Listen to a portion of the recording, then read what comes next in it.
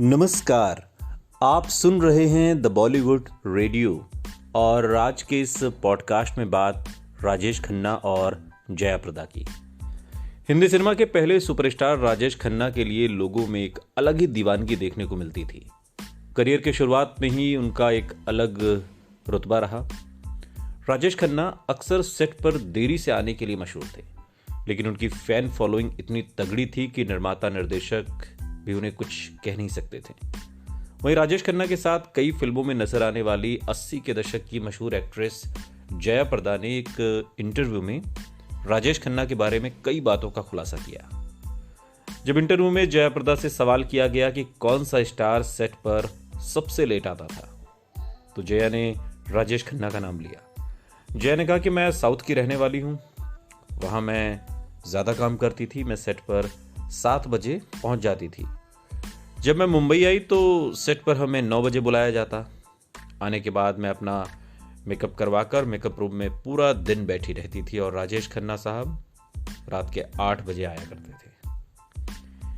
इसके अलावा जया प्रदा ने आगे कहा कि सेट पर आते ही राजेश खन्ना वड़ा पाव खाते थे और उसके बाद शूटिंग शुरू होती। सिर्फ एक शॉट और फिर 9 बजे पैकअप। आपको बता दें कि राजेश खन्ना की पहली फिल्म आखिरी खत थी और साल 1966 में ये फिल्म रिलीज हुई थी और इस फिल्म की शूटिंग के वक्त भी राजेश खन्ना सेट पर लेट पहुंचा करते थे। वहीं जया प्रदा के साथ राजेश खन्ना ने नया कदम, मकसद, आवाज जैसी कई फिल्मों में काम किया था। लेकिन राजेश खन्ना के लेट लतीफ़ी के किस्से बहुत मशहूर रहे और ऐसा ही एक किस्सा और भी था जब लेट आने की वजह से, तब नए नए थे, काका आखिरी खत फिल्म आ चुकी थी और लेकिन उनका स्टाइल मशहूर था और एक बार जब देरी से पहुंचे तो काका को सेट पर डांट पड़ गई और उसका जवाब उन्होंने बड़े ही अपने एक अंदाज में दिया। दरअसल राजेश खन्ना की बायोपिक है और Rajesh Khanna the untold story of India's first superstar. इस किताब में राइटर यासिर उस्मान लिखते हैं कि एक बार राजेश खन्ना को शूटिंग के लिए सुबह 8 बजे बुलाया गया, मगर वो लगभग 11 बजे पहुंचे।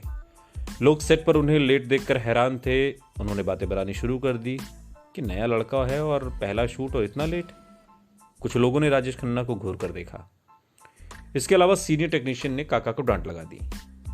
यासिर उस्मान इस किताब में आगे लिखते हैं कि राजेश खन्ना लोगों की डांट से परेशान हो गए और इसी वजह से उन्होंने सबके सामने कह दिया।